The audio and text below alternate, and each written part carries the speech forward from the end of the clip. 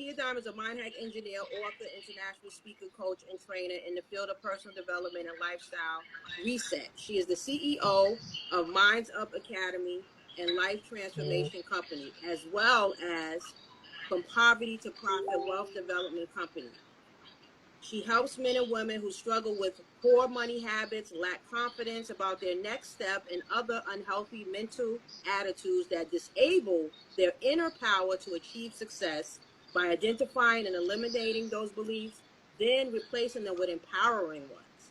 She delivers core training on the operation of the brain and provides a clear strategy to help others reach their personal, financial, and spiritual goals. Wonderful. Welcome, welcome, welcome, Takia. Hello, Welcome to our Reset everyone. Join. Welcome, Juliet, Lorenzo, Pia. Hi, Let me Juliet. switch back over. I can see everyone. Okay, Okay, yes. I'm trying to get us together too. So, guys, please forgive me. I never use my cell phone because it's kind of crappy. So, if I'm like wobbly and shaky and stuff, let me apologize in advance. I'm trying to make this work. Oh, you know what? That's all right. We I think work that's out good. this technology. That looks fine, right? Yep, you're good. It's steady. Okay. All right. So Takia, I'm turning it over to you. You can let them know a little bit more about you and we can get right into it since we're a little bit late. So we can get right into the teaching. Because All I right. know my ears are open. It's all good. It's all good. Well, first of all, I want to thank you for having me come on tonight to be able to build with your leaders, the people who are under, your direction and your care, as far as, helping them in the many different ways that you're helping them. It's such a pleasure for me to be able to, just come and tune in with you guys and chime in and help you guys out. So, as Phoenix stated to you guys earlier, I'm Takia Diamond. If you want to know just a little bit, because we are going to get straight into the teaching. She already told you enough about me. Okay? And so, let's just hop right into it. So, what I'm going to be sharing with you guys today is actually I think it's about 6. I think I'm going to give you guys like 6 steps to actually altering your business and your money mindset. Okay? So the first thing is, for me myself, I've worked with thousands of professional women, right, in the past, and mainly around building success, wealth, rewards, things like that. And I've seen firsthand how the subconscious beliefs that often work against us. Okay, so um, even just from my own journey, I experienced being in a very good place, a 6-figure person in the music industry, and then I dropped down to like $0 probably a few negatives, and then I was able to bring that back up. So there were so many different things that I had to recognize that led me to that space, and what led me to that space was just a lot of the limiting beliefs that I had that I really didn't recognize that I had. Okay, and so just to share with you guys a few that you might have,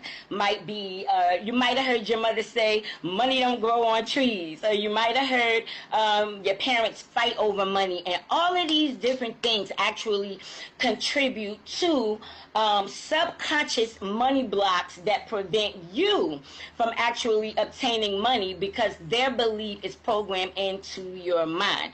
So basically what happens in our brain has neurons, right? And so these neurons that our brain have, when we continuously focus on a negative thing, or we continuously, and I'm going to keep this straight about money for 99.9% of our conversation, okay? So when we have money blocks and we have these different beliefs and programs running in our mind, what's happening is the neurons in our brain and the pathways in our brain, they're operating in a particular direction based on the belief that we have. Okay, so when you begin to alter that, it's almost like you're redirecting the neurons to go in another direction in order for it to actually bring wealth to you, or bring you opportunities in order for you to create wealth, right?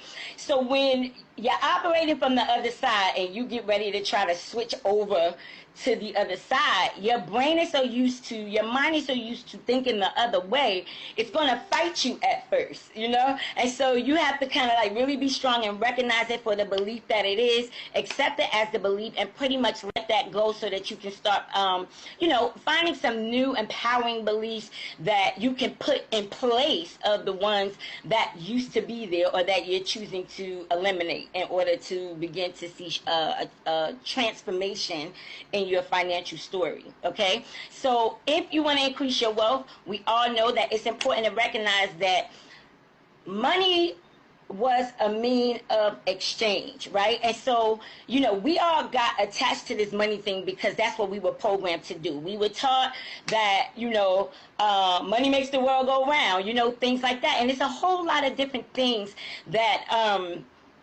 do allow us to take control of how much money that we have. And that's basically by changing the direction that the neurons go in our brain, by consistently putting positive, empowering financial thoughts and behaviors and changing our behaviors in our mind, as such as doing things like studying things about money mindset, making sure that you start saving, making sure that you discover how do you invest. So if you don't take a step towards financial prosperity isn't going to just show up for you. It's like you have to rewire your brain for wealth. And if you don't rewire your brain, that's why most people see the same story that they see today, right? So, excuse me.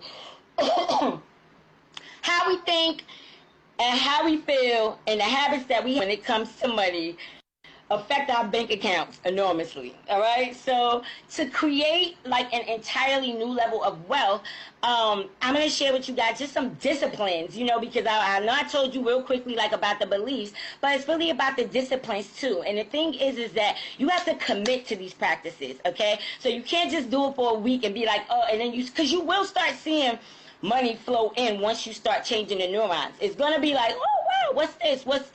But it's still going to be receiving it at first. Then it's going to block it off. So you're going to start seeing that abundance, but don't get comfortable with starting to see, maybe a $300 surprise check shows up or whatever the case might be. Somebody comes and give you money for something, or you get some new clients that you didn't expect, or whatever the case might be. And so if you don't commit to the daily practice, after you receive the money, you are going to see it's going to fall off, and you're going to be probably feeling worse than you felt when you created the first, set of dollars that you read it. All right.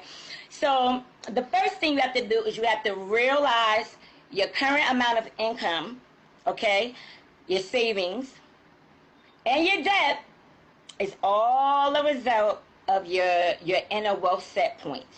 Okay, so I want you to think about it like this. It's like you're in a room, right? And you have this financial, let's say you have a thermostat, right? And the thermostat controls the temperature of the room, right? So let's just say you have a party and you have, let's just say 5 people show up first, right? So those first 5 people, they show up, they come to the party, everybody's chilling out, right? And everybody starts to dance. And as everybody begins to dance, what ends up happening is the temperature in the house actually goes up. So the thermostat in the house, it goes up, right? So after it goes up, its normal temperature is, let's say, 70, right? Once it starts to heat up, it's going to try to re-regulate itself back down to 70. And so that's what happens with our brains. We try to set this high financial thermostat. I want to make $30,000 a month, but the truth is like you don't really believe that you could have or you could really make $30,000 a month. And so that's like the limiting belief. That's like your set point. So let's just say you made $10,000. That's your inner wealth set point, right? So let me just break this down for you. And I'm trying to rush through this because I know we don't have a whole lot of time. Okay, so the first thing we do is that we look at how much we're earning, right? And we look at our savings and we look at our debt. And the first thing we do is we tend to think that there are a variety of external forces beyond our control.